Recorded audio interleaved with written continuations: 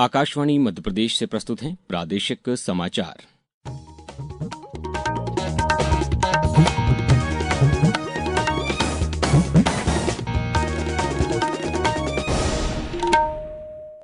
नमस्कार, समाचारों के साथ मैं अभिषेक कटियार। प्रधानमंत्री नरेंद्र मोदी कल हरियाणा, चंडीगढ़ और पंजाब के दौरे पर रहेंगे। सुबह करीब 11 बजे वे जींद रेलवे स्टेशन पर देश की पहली हाइड्रोजन ट्रेन को हरी झंडी दिखाकर रवाना करेंगे। ये ट्रेन जींद और सोनीपत के बीच चलेगी। इसके बाद प्रधानमंत्री जींद में करीब 14,700 करोड़ रुपए की विकास परियोजनाओं की आधारशिला रखेंगे। इसके बाद वे चंडीगढ़ पहुंचकर 6,500 करोड़ की परियोजनाओं का उद्घाटन करेंगे। फिर प्रधानमंत्री जालंधर जाएंगे, जहां वे 5,500 करोड़ रुपए से अधिक की रेल और सड़क परियोजनाओं का लोकार्पण करेंगे। वे देश भर के 75 पुनर्विकसित अमृत भारत रेलवे स्टेशनों का उद्घाटन भी करेंगे। मुख्यमंत्री डॉ मोहन यादव आज नई दिल्ली के दौरे पर हैं। वे यहां भारत मंडपम में आयोजित भारत टैक्स 2026 में शामिल हो रहे हैं। मुख्यमंत्री देश विदेश के प्रमुख टेक्सटाइल निवेशकों और उद्योग प्रतिनिधियों से संवाद कर प्रदेश में निवेश के नए अवसर तलाश रहे हैं। डॉ यादव भारत मंडपम में मध्य प्रदेश पैवेलियन का निरीक्षण भी करेंगे। यहां राज्य की औद्योगिक नीतियों और धार जिले में विकसित हो रहे पीएम मित्र पार्क को प्रदर्शित किया गया है।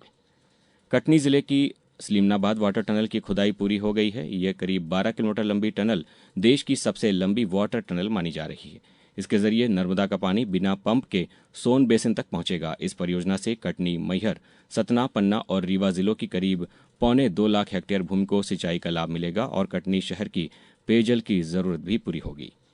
केंद्रीय संचार मंत्री ज्योतिरादित्य सिंधिया आज से अशोकनगर जिले के 3 दिवसीय दौरे पर हैं। दोपहर बाद वे आजीविका मिशन की स्वसहायता समूह की महिलाओं से संवाद करेंगे।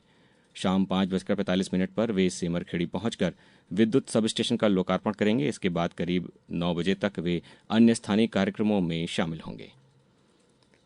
रेल मंत्रालय ने आईआरसीटीसी की वेबसाइट का नया वर्जन जारी किया है। इसका मकसद टिकट बुकिंग को आसान बनाना है। नए वर्जन में कैप्चा और पॉपअप हटा दिए गए हैं। अब यात्री सभी श्रेणियों में सीट की उपलब्धता देख सकेंगे। टिकट बुक करने के लिए कुछ जरूरी स्टेप्स भी कम कर दिए गए हैं।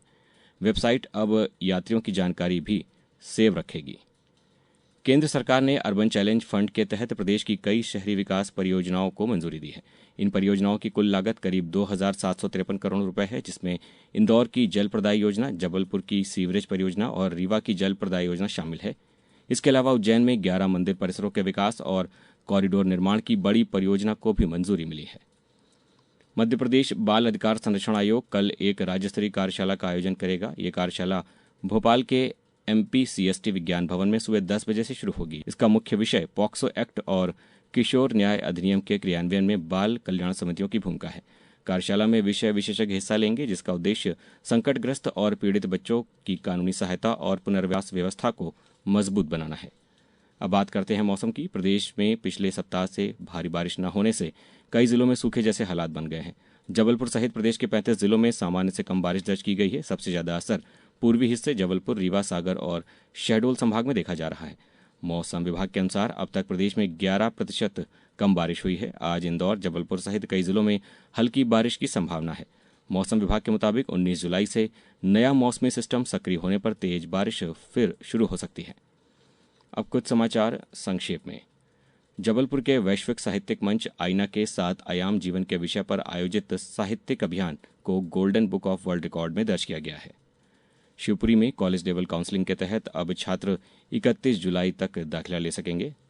पन्ना में आज से 15 दिवसीय भव्य श्रीमद्भागवत महापुराण का शुभारंभ हो गया है और नीमच के ग्राम पालसोड़ा में आज जिला प्रशासन ने ग्रामीणों की समस्याओं को निराकृत करने के लिए जन समस्या निवारण शिविर का आयोजन किया।